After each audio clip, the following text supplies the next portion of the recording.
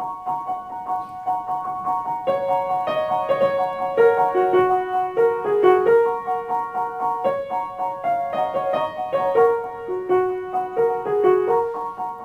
little bit of To Spring by Edvard Grieg.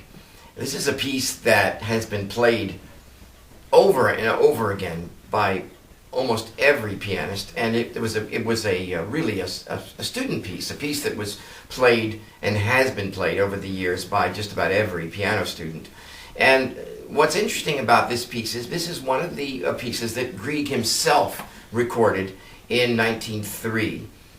Grieg went to the recording studios in Paris for the Gramophone company in 1903 and recorded 9 short sides of his own compositions. And these are extremely important historical documents. This 2-CD set that we are about to issue will contain some of the most important piano recordings ever made, and some of the earliest.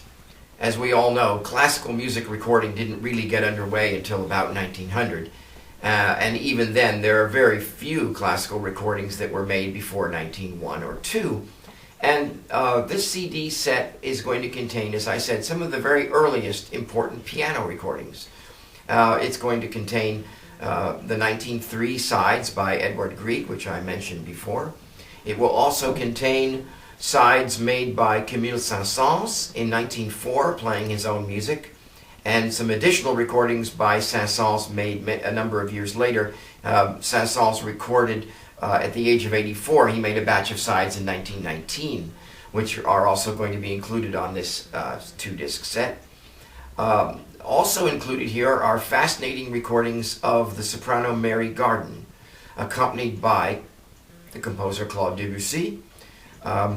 One excerpt from Pelléas et Mélisande, which Mary Garden created. Mary Garden created the role of Mélisande, and Debussy accompanies her in a short extract from Pelléas et Mélisande, and 3 Debussy songs with Mary Garden and Debussy at the piano.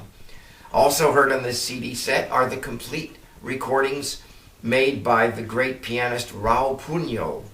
These recordings were all made in 1903 for the Gramophone company, and contain works by Handel, Scarlatti, Weber, Chopin, Liszt, Mendelssohn, and Pugno himself, who was a minor composer. And these are the Pugno pieces are salon pieces, but they're fascinating records, and I think that they add a great deal to this set, because interpretively they're so very different from the way we hear these pieces played today. The Gramophone company had a number of branch companies. So during the early part of the century, recordings were made not only in London, where the head office was, but they were made in France and in Spain, in Italy, in Russia, in Poland, and virtually in Germany and Austria, and virtually all over Europe. But the French company, the French branch of the company, was, I think, especially forward-looking in their attempt to record important people.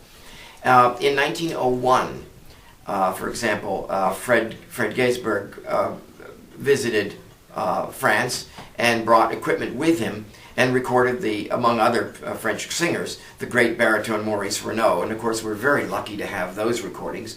And one of the earliest reissues that I did on our Marston Records label was to reissue those 1901 Renaud records. In 1902, the French Gramophone company recorded 8 sides by the amazing dramatic soprano Félia Litvin. And we at Marston have reissued those recordings as well.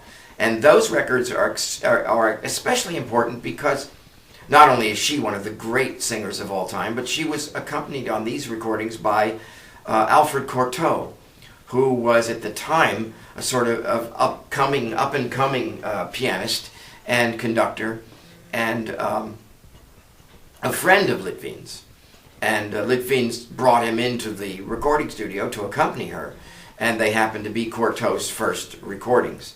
And as you know, Cortot went on to make hundreds of recordings in the 1920s, 30s, and 40s.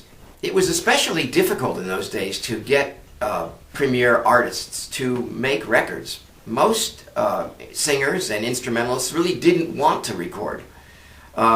They viewed the phonograph or the gramophone as kind of a toy, and a lot of great artists and musicians didn't take it seriously. And so it was difficult, I think, in those days for the gramophone company to entice important people into the recording studio. But it was managed with money being promised, and I think word of mouth helped a lot too. As we know, Melba's recordings in 1904 were, in some way at least, responsible for Adelina Patti making records in 1905 and 6. I think that Patti probably heard Melba's records and decided that it was time that she have herself recorded so that her voice would be preserved.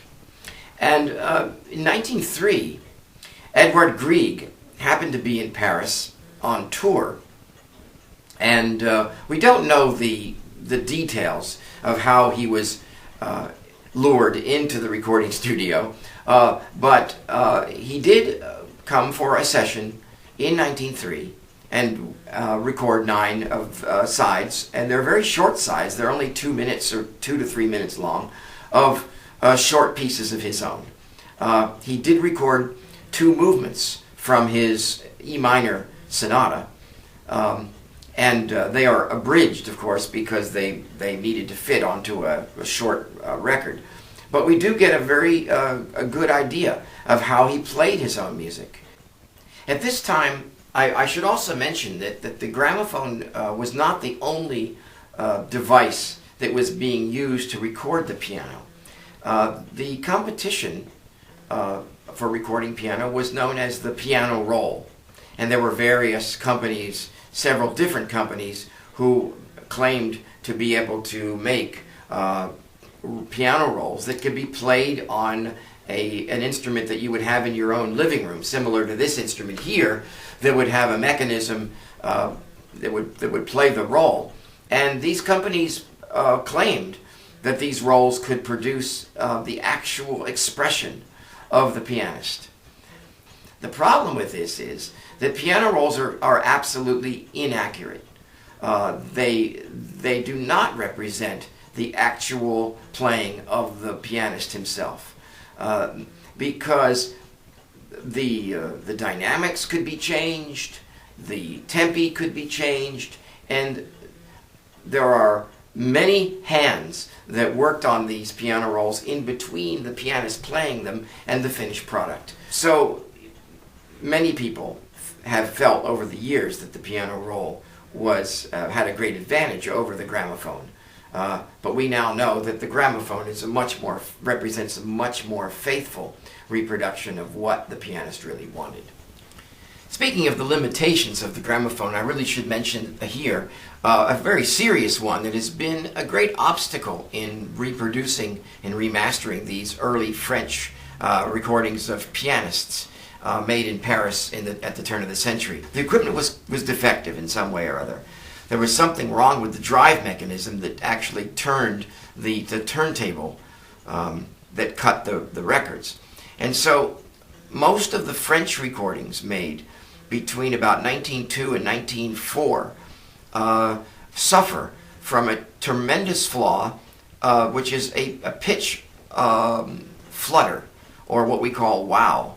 But recently, digital technology and computer technology has allowed us to correct, at least in some measure, correct this rather horrendous defect in these French recordings. We only pressed 1,000 copies of these CDs, and when it's gone, it's gone.